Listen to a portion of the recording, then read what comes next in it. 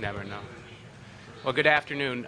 We just had a very constructive and good meeting with the 1718 Committee here at the United Nations, which also now covers matters related to Resolution 1874.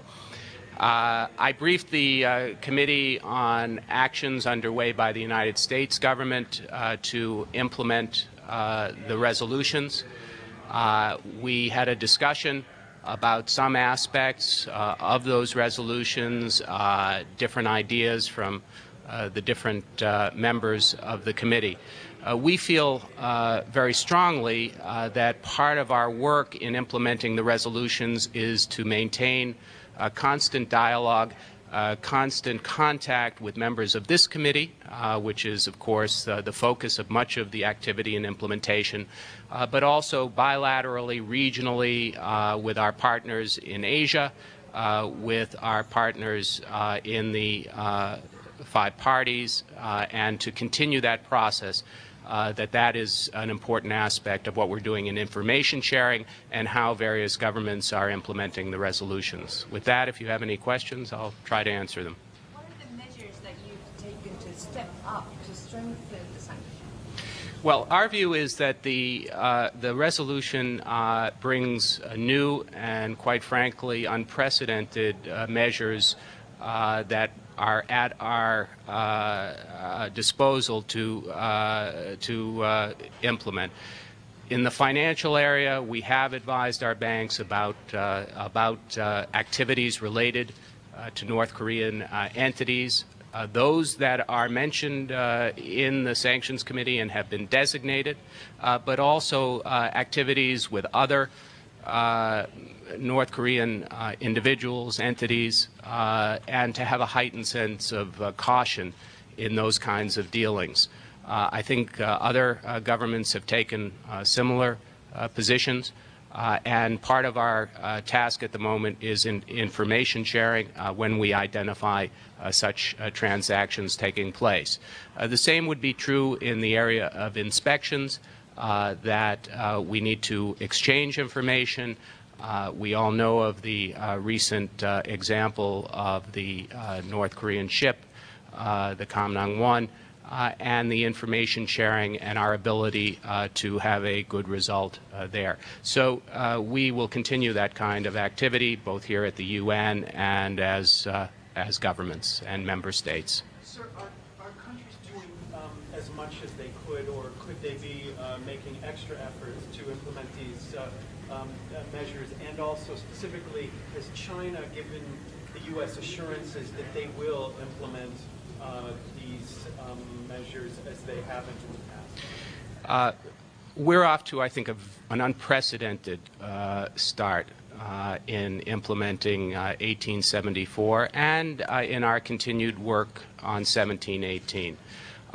What I found in that room this morning and have found in my dealings with other governments is a unity of view, a singleness of purpose in implementing these resolutions. That's the case certainly with our Chinese partners. We had further talks, as you know, this week in Washington during the strategic and economic dialogue there.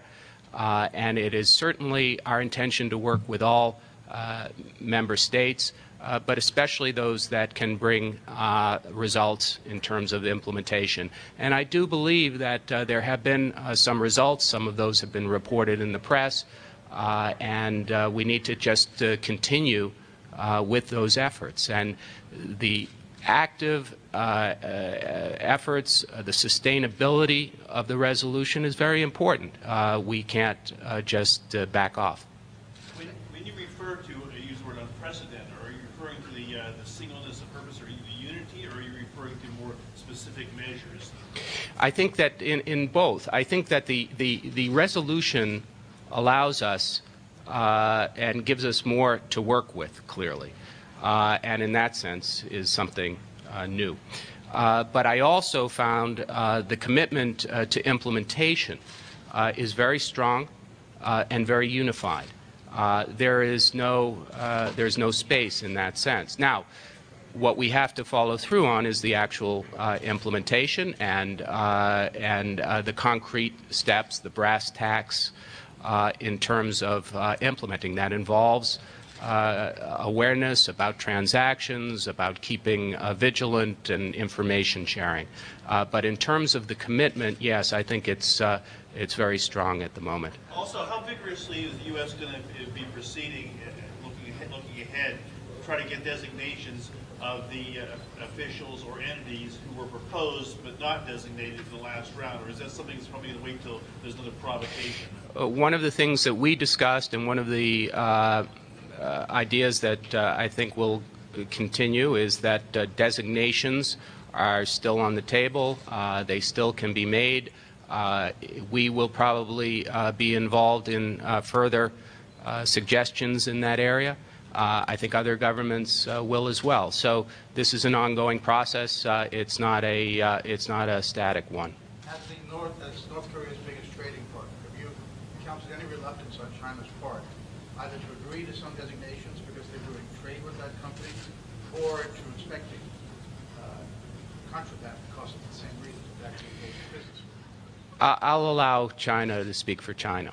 I do think that in terms of our discussions with the Chinese, that there is a very strong commitment, not just on China's part, on the U.S. part, on the part of all the member states, to implementation. But in terms of the exact measures, I want to allow China to speak for itself. Sir, last question. North Korea is showing the willingness to have one-on-one dialogue with the United States. Would you have any opinion on that? We've addressed that in saying that we're interested in returning to six-party talks. But I want to stress that my business here today was on implementation of the resolutions, which are designed to further our efforts on denuclearization and non-proliferation in Asia. They're not for some disembodied reason. So while that door, of course, is open, our goal is, and my specific